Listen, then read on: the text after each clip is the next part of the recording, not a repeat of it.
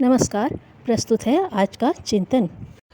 भारतवर्ष की एक सांस्कृतिक परंपरा रही है कि यहाँ बड़े बूढ़े वृद्धजनों को सदैव ही सम्मान एवं श्रद्धा की दृष्टि से देखा जाता रहा है। भारतीय समाज में माता पिता का एक विशिष्ट स्थान है।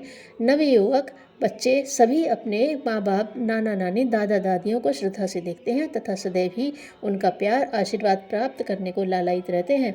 वृद्धजनों के अनुभवजन्य जीवन से कुछ न कुछ सीखते रहने एवं प्रेरणा, मार्गदर्शन प्राप्त करते रहने वाले बच्चे सौभाग्यशाली माने जाते हैं।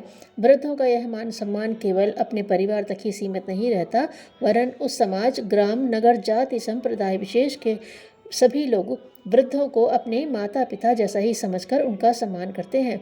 संयुक्त परिवार प्रणाली में तो यह प्रथा थी कि बिना बड़े बूढ़ों की अनुमति के घर में कोई कामकाज नहीं होता था एवं सारे घर परिवार की व्यवस्था बूढ़ों के ही निर्देशन में संचालित होती थी। परिवार के सदस्यों की शिक्षा, स्वास्थ्य, रहन सहन, विवाह संबंध एवं अन्य सामाजिक संबंधों के निर्वहन का भार वृद्धों पर ही रहता था। वह वृद्धजन ही ऐसे समस्त कार्यों का नियमन संचालन किया करते थे।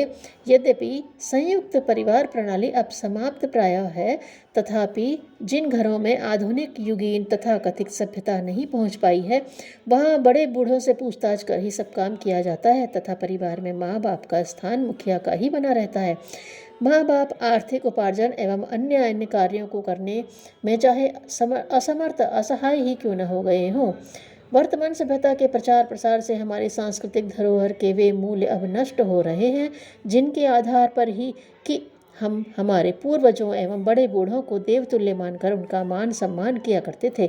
आधुनिक सभ्यता के परिणाम स्वरूप संयुक्त परिवार प्रणाली के विघटन से परिवार शब्द की परिभाषा ही कुछ इस प्रकार से बदली सी हो गई है कि उसमें माँ बाप को सम्मिलित ही नहीं किया जाता।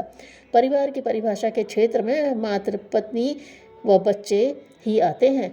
ऐसे में जब आज की सभ्यता माँ बाप को परिवार की परिधि में ही नहीं मानती, तो फिर माँ बाप की सेवा कर श्रद्धा सम्मान से उनके निर्वहन की अपेक्षा की बात तो कल्पना ही रह जाती है। संयुक्त परिवार प्रणाली के विघटन से परिवार के सदस्यों में जहां पहले सामूहिक उत्तरदायित्व, सामूहिक अर्जन व्यय, सामूहिक संबंधों की अच्छी बातें थीं, वे अब कम होती चली जा रही हैं तथा अब पति पत्नी बच्चे अपने स्व तक ही सीमित रहने की सोचते हैं तथा इससे बाहर के हितों के संरक्षण की बात तो उनको विचित्र सी लगती है। आधुनिक सभ्यता के प्रभाव से कहा जाए अथवा सामाजिक आर्थिक रचना में परिवर्तन के प्रभाव से कहा जाए, आज सर्वत्र प्रायः हर मध्यवर्गीय घर परिवार में इस तरह की स्थितियां भी बनती जा रही हैं कि व्यक्ति सोचता है कि उसकी आय बहुत कम है, व्यय अधिक है, वह इससे स्वयं अपनी पत्नी व बच्चों का निर्वहन ही कठिन सा जान पड़ता है। ऐसे में कुछ मनस्थिति ऐसी बनती जा रही है कि पति पत्नी अपनी ही उधेड़बुन में लगे खपे रहते हैं। वह अपने बच्चों से अलग किसी अन्य पर व्यय करने की बात उन्हें काटने लगती है। अपने स्व में ही लगे रहने की प्रवृत्ति आज इसलिए भी अधिकांश घरों में बढ़ रही है कि पति पत्नी व बच्चे अपने जीवन स्तर को अधिकाधिक ऊंचा उठाने की बात सोचते रहते हैं। वह जीवन यापन व रहन सहन के तरीके कुछ इस तरह बनाकर रखते हैं कि उनकी आय उन पर ही व्यय हो जाती है। यदि कोई अन्य व्यय का भार पड़ता है तो वे उसे भार स्वरूप मानते हैं। इस प्रसंग में आज माँ बाप के भरण पोषण एवं निर्वहन का प्रश्न भी अधिकांश घरों में समस्या सा बन जा रहा है। वह पति पत्नी माँ बाप को अपने पास रखकर उनका निर्वहन करने के प्रति उदासीन से बने रहकर यह इच्छा या विचार करते रहते हैं कि यदि माँ बाप के निर्वहन की अन्य व्यवस्था हो जाती तो अच्छा था। यह एक दुर्भाग्यपूर्ण स्थिति ही है कि व्यक्ति अपने माँ बाप के प्रति ऐसे विचार बना लेते हैं। ऐसे व्यक्तियों को यह बात ध्यान में रखनी चाहिए कि उनका स्वयं का पालन पोषण, निर्वहन, शिक्षा दीक्षा माँ बाप ने त्याग करके अपना पेट काटकर अपनी सुख सुविधाओं में कमी करके की है। अतः उसी अनुरूप जबकि माँ बाप आर्थिक उपार्जन एवं अन्य प्रकार के कार्यों को करने में असहाय, असमर्थ हैं, तो उनके बच्चों को चाहिए कि अब माँ बाप की सेवा करें, चाहे फिर वह सेवा कार्य के लिए उन्हें व उनकी पत्नी व बच्चों को आर्थिक अभाववश तनिक कष्टमय जीवन ही क्यों न व्यतीत करना पड़े। थोड़े समय के लिए यह भावनात्मक मूल्यों को न भी माना जाए तो भी हमें यह स्मरण तो रखना चाहिए कि माँ बाप ने हम पर जो व्यय किया, हमारे पालन पोषण पर जो समय व शक्ति लगाई, उसका ऋण हमें चुकाना है। व इस दृष्टि से भी उनके सम्मानजनक निर्वहन का भार हमें सहर्ष स्वीकार करना होगा।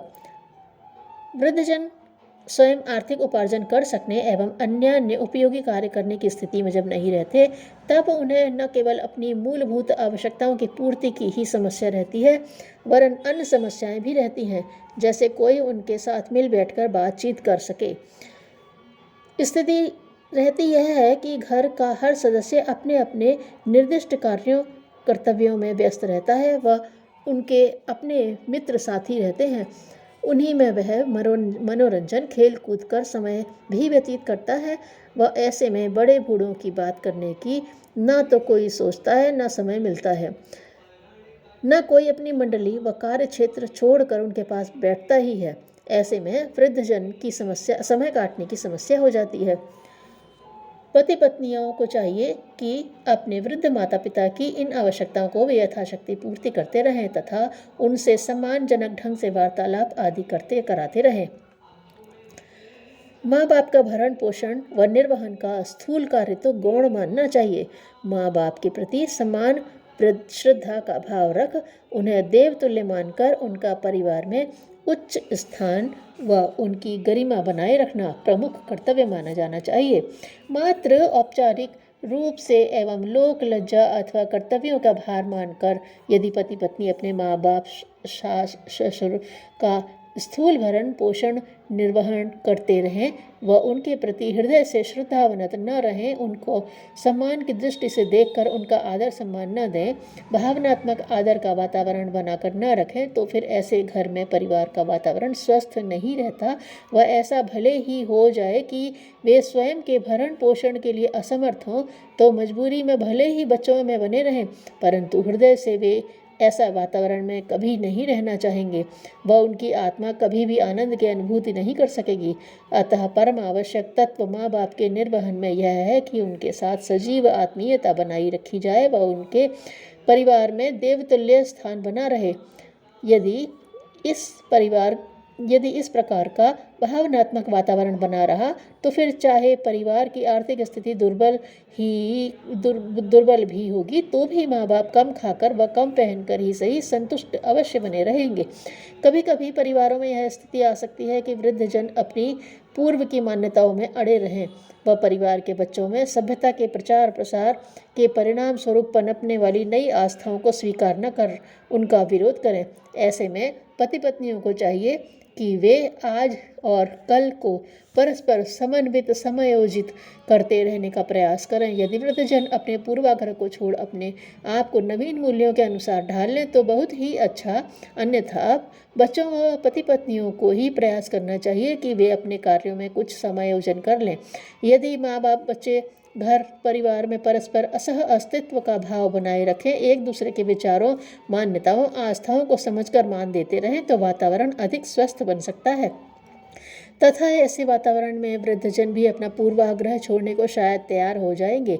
वृद्धजन अपना पूर्वाग्रह न छोड़ें तो भी उनके बच्चों को उन्हें सदैव ही अपने कर्तव्यों भावनाओं व श्रद्धा का विषय मानते रहना चाहिए। वृद्ध माता पिता की सेवा करना, उनको सम्मानजनक जिंदगी व्यतीत करने योग्य बनाए रखना तथा सदैव ही उन्हें प्रसन्न बनाए रखना उनके पुत्रों का मूलभूत उत्तरदायित्व है। वृद्ध माँ बाप हार्दिक सम्मान व श्रद्धा के पात्र हैं व इनकी मन वचन कर्म तथा तन मन धन से सेवा करना भगवान की सेवा करने से किसी भी अंश में कम नहीं है। ऐसा मानकर वृद्ध माता पिता की यदि सेवा व निर्वहन होता रहे तो इस बात की संभावना को बल मिलेगा कि इस तरह की व्यवस्था परंपरा भविष्य में भी पलती रहेगी। धन्यवाद।